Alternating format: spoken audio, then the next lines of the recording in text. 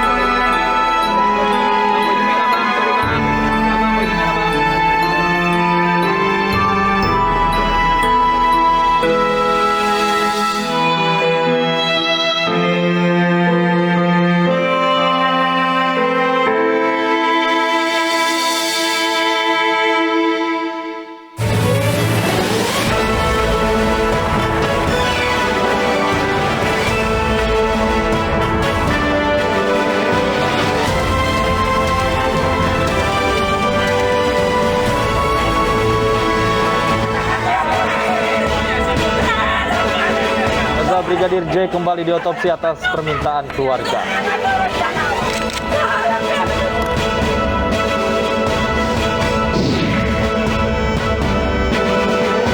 Komnas HAM mintai keterangan tim Siber Polri ungkap CCTV hingga telepon genggam Brigadir J.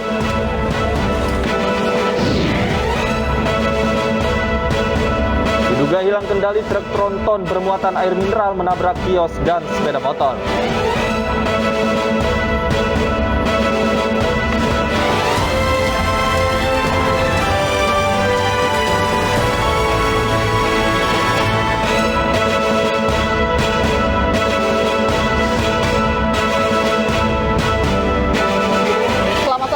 Demikian tadi berita pilihan iNews Sore. Bersama saya Stefani Patricia. Dan saya Davi Pratama. Pemirsa, kita awali iNews Sore dengan informasi terkait autopsi lanjutan terhadap jenazah Brigadir Yosua hari ini dilakukan di Rumah Sakit Sungai Bahar Jambi. Isak tangis keluarga pun pecah saat proses pembongkaran makam.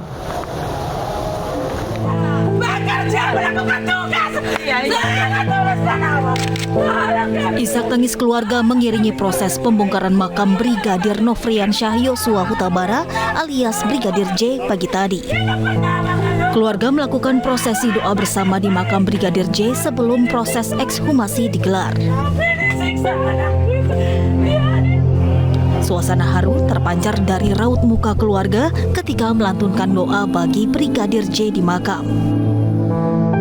Puluhan personel kepolisian dari Polda Jambi pun dikerahkan untuk mengamankan proses pengangkatan jenazah di lokasi pemakaman Brigadir Joshua di pemakaman Sukamakmur di Muaro, Jambi. Area pemakaman pun disterilkan dari warga sekitar. Setelah berhasil dibongkar, peti jenazah Brigadir Joshua kemudian langsung dibawa ke Rumah Sakit Sungai Bahar Jambi untuk diotopsi.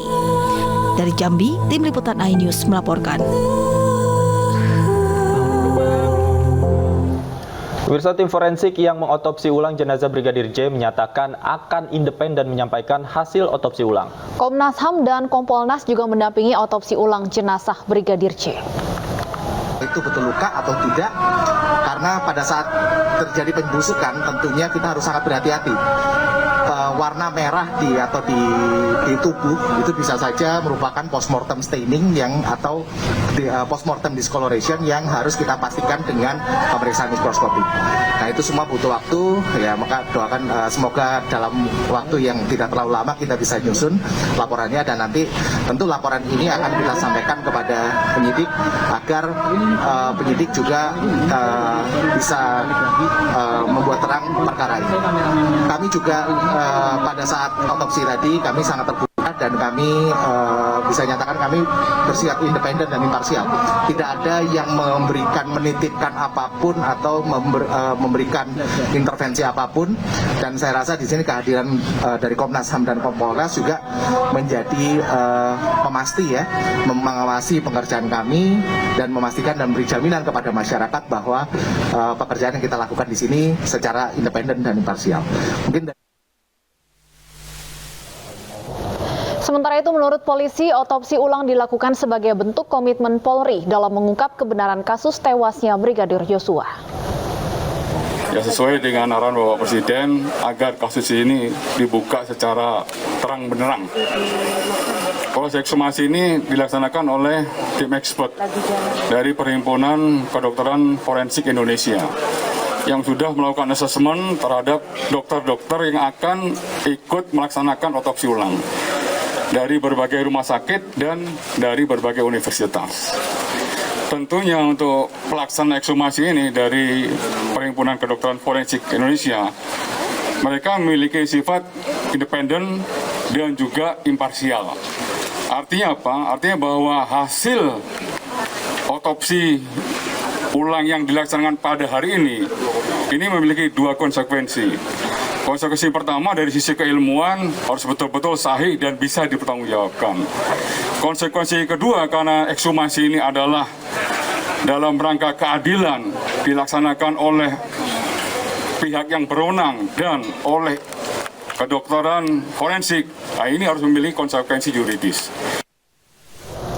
Sejumlah pihak masih menyelidiki peristiwa kematian Brigadir J. Sementara itu, kuasa hukum Brigadir J mengaku mendapat informasi bahwa yang menembak Brigadir J bukanlah Baradae.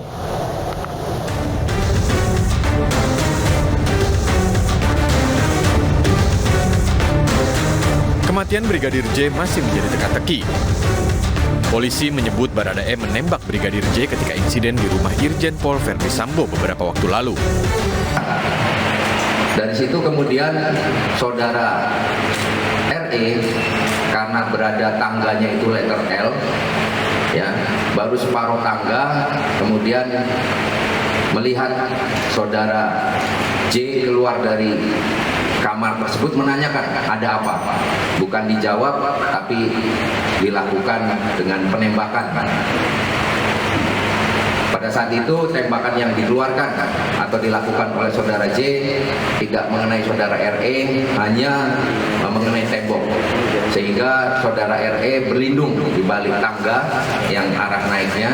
Kemudian karena saudara RE juga dibekali dengan senjata, dia kemudian mengeluarkan senjata yang ada di pinggangnya.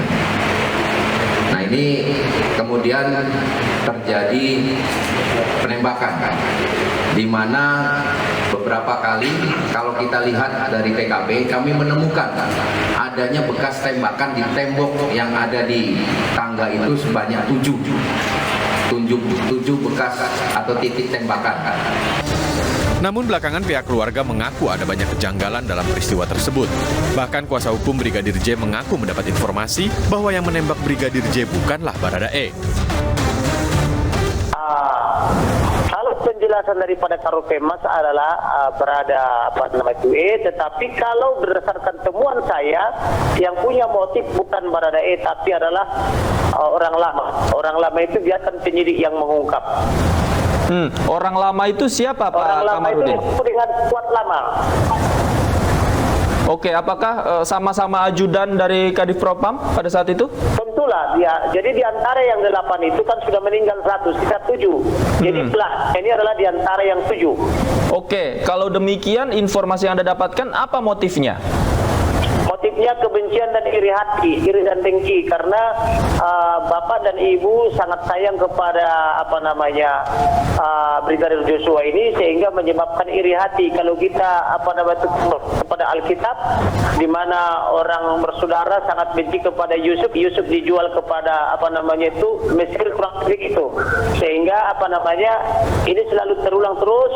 Itu juga terjadi kepada Brigadir Joshua Huta Barat. Dia dibenci oleh teman-temannya karena orang ini cekatan, terampil dan pintar dan disukai oleh komandannya.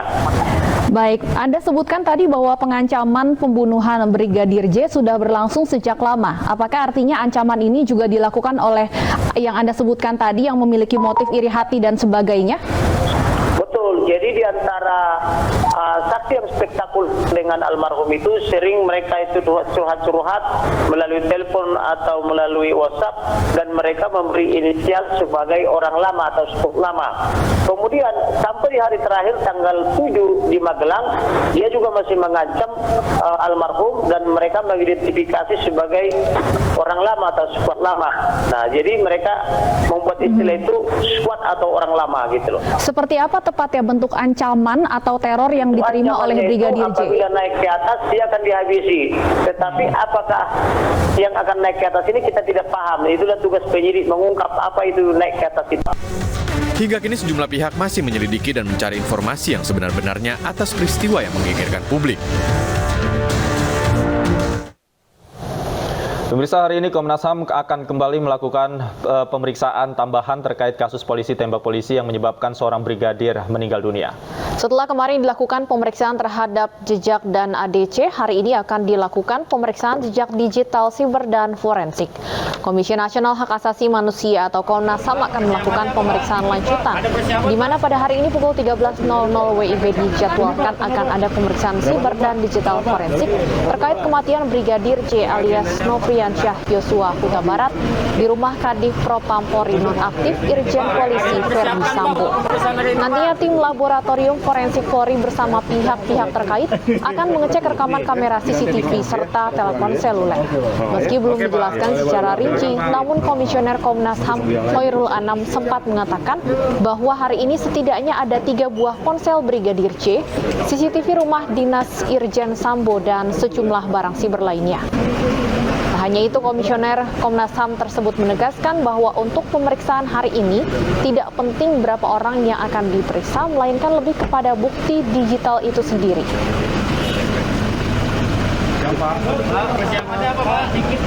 Banyak karena itu tim. Tapi yang paling penting adalah barangnya. Ya, nanti kami umumkan barangnya apa saja yang kami dapatkan dan lain sebagainya. Jadi nanti barangnya dibawa ke sini atau gimana? Kami minta barangnya ditunjukkan pada kami. Kalau video kami juga minta videonya ditunjukkan pada kami. Kalau CCTV kan video, kan nggak mau kalau dicopot itu kamera puncaknya orang misalkan marah orangnya, videonya kami minta tunjukkan. Termasuk 2 HP Yosua berarti ya Pak? Kan sudah saya bilang, ya kan, semua termasuk juga punyanya J dan bukan 2, tapi 3. Termasuk CCTV Magelang Jakarta juga kan? Semua yang terkait digital forensik maupun cyber kami minta untuk dibuka kepada kami. Kalau berupa video tunjukkan pada kami, ya, kalau berupa benda HP misalnya tunjukkan pada kami dan isinya apa. Pak, tapi ada data nggak sih Pak dari Komnas HAM handphone yang sudah diperiksa sama tim cyber itu ada berapa Pak? Nanti kami umumkan, kami punya datanya, nanti kami umumkan. Tapi yang paling penting dalam pemeriksaan cyber maupun digital forensik itu, satu, bendanya mana, substansi isinya apa. Kalau soal digital forensik, kalau itu terkait videonya mana, itu yang paling penting. Dan pemirsa, untuk memperbarui informasi dari pemeriksaan di Komnas HAM, kita sudah terhubung dengan rekan kami Ayu Pratiwi. Ayu, apakah sudah ada keterangan lanjutan dari Komnas HAM terkait pemeriksaan pada hari ini?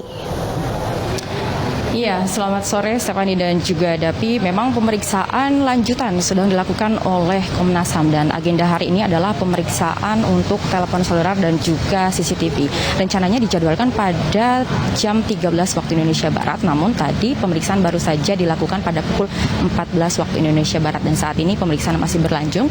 Menurut Komisioner Komnas HAM Bapak Khairul Anam menyebutkan bahwa hari ini ada 3 buah ponsel dari Brigadir J dan juga ada CCTV dari rumah dinas Irjen Sambo dan sejumlah barang lainnya. Namun tadi kami sempat melihat ada Bapak Ketua Komnas HAM yaitu Bapak Ahmad Taufan Damanik yang keluar dan kami sempat mempertanyakan bahwa memang hari ini ada 2 tim dari cyber dan juga forensik yang turut hadir di sini dan CCTV yang diperiksa ternyata banyak dan tidak disebutkan secara spesifik CCTV di mana saja. Namun untuk saat ini untuk pemeriksaan handphone sendiri, saat ini handphone dari Irjen Sambo belum ada di sini atau belum dilakukan pemeriksaan dan rencananya akan dilakukan di sesi kedua yang akan dilaksanakan besok. Karena tadi mengingat barang yang harus diperiksa pada hari ini sangat banyak, jadi kemungkinan dari pihak Komnas HAM menyebutkan bahwa pemeriksaan akan dilakukan 2 sesi dan ini merupakan sesi pertama yang lebih dikhususkan kepada CCTV dan kemungkinan untuk sesi kedua yang akan dilakukan besok baru akan diadakan pemeriksaan untuk telepon pribadi milik Irjen Sambo. Sementara itu juga ini merupakan panggilan yang tidak mendadak. Kembali ke studio. Terima kasih Ayu Pratiwi atas laporan Anda langsung dari gedung Komnas HAM Jakarta. Selamat bertugas kembali.